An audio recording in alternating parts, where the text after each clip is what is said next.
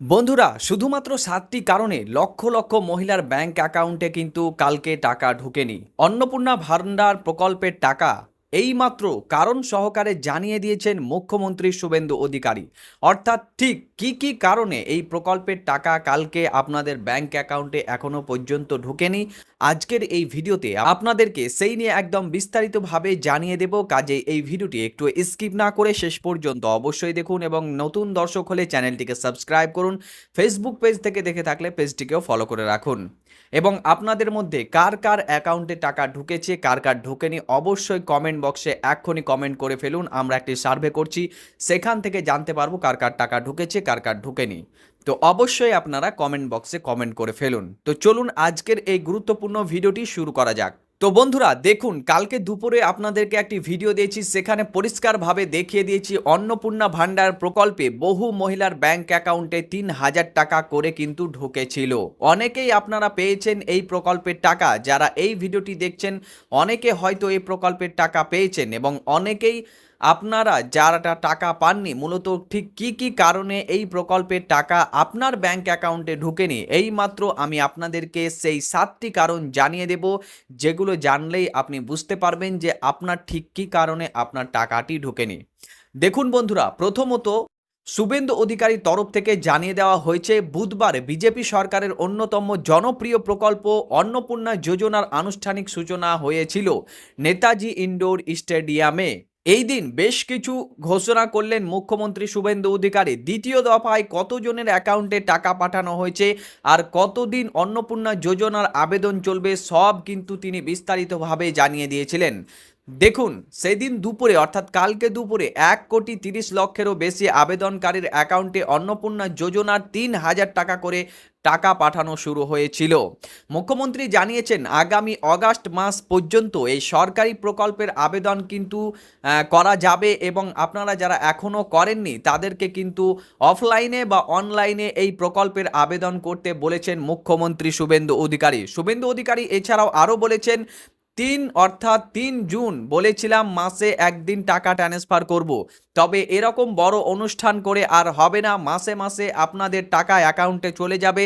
যেহেতু আবেদন ভেরিফিকেশন এবং পোর্টালে আপলোড চলছে, সেই কারণে পুরো জুন মাস সময় ছিল এবং সময় দিয়েছি, জুলাই মাসও সময় আছে, অগাস্ট মাসও সময় পাবেন।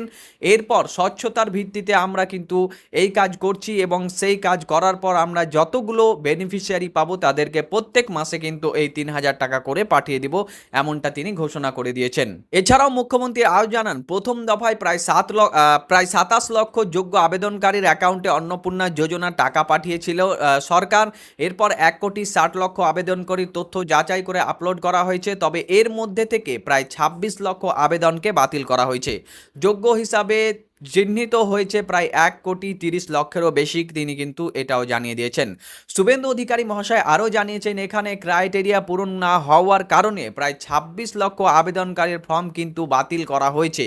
তো পরিসংখ্যান পরিষ্কার বুঝতে পারলেন, ২৬ লক্ষেরও বেশি আবেদনকারীর সম্পূর্ণরূপে ফর্ম কিন্তু বাতিল করে দেওয়া হয়েছে এবং ১,৯,৯,৯২,৩৭৮ জনের অ্যাকাউন্টে কিন্তু এখন অবধি টাকা পাঠানো হয়েছে বলে জানিয়ে দিয়েছেন। দেখুন, রাত ১২টার মধ্যে কিন্তু এই টাকা কাল অবধি পৌঁছে গেছে সকলের ব্যাংক অ্যাকাউন্টে, এমনটাই কিন্তু পরিষ্কার জানিয়ে দিয়েছিলেন মুখ্যমন্ত্রী শুভেন্দু অধিকারী।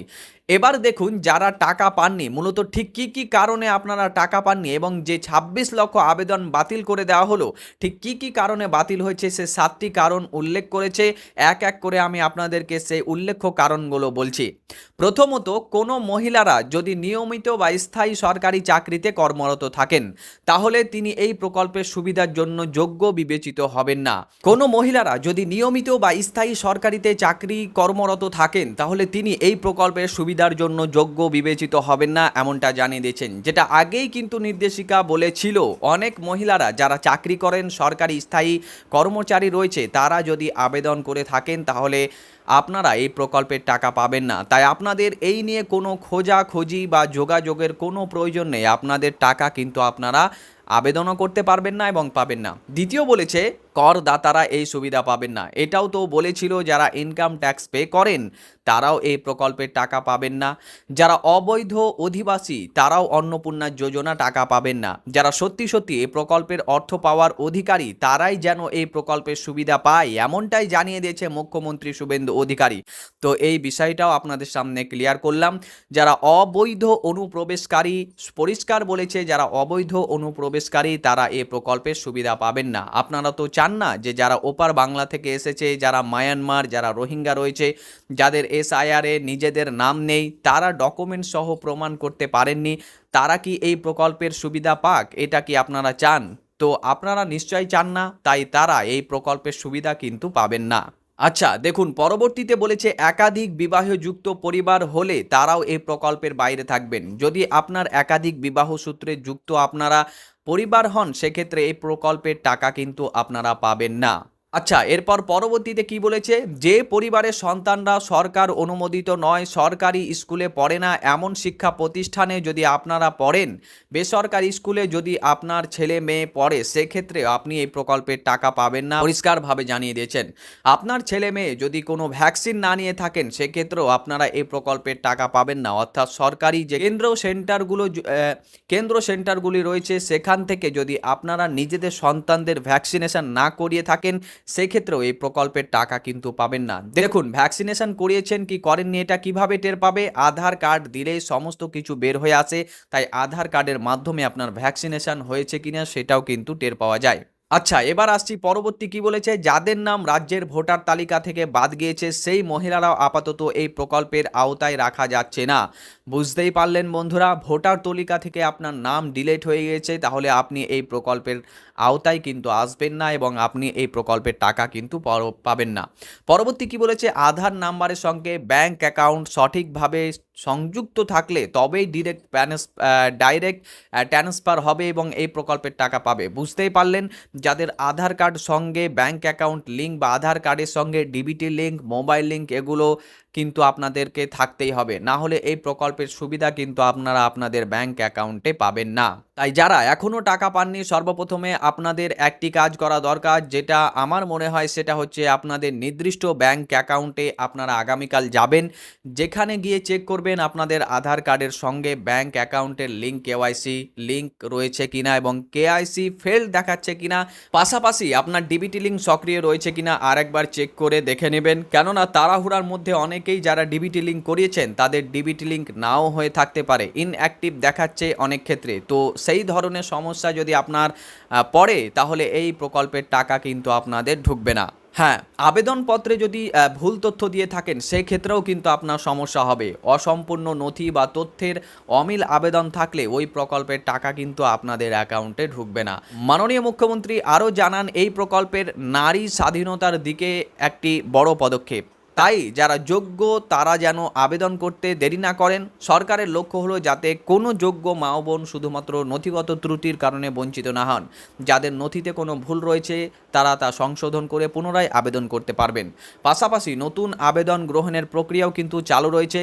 আপনারা আগস্ট মাস পর্যন্ত এই প্রকল্পের সম্পূর্ণ আবেদন করতে পারবেন, এমনটাই জানিয়ে দিয়েছেন মাননীয় মুখ্যমন্ত্রী শুভেন্দু অধিকারী।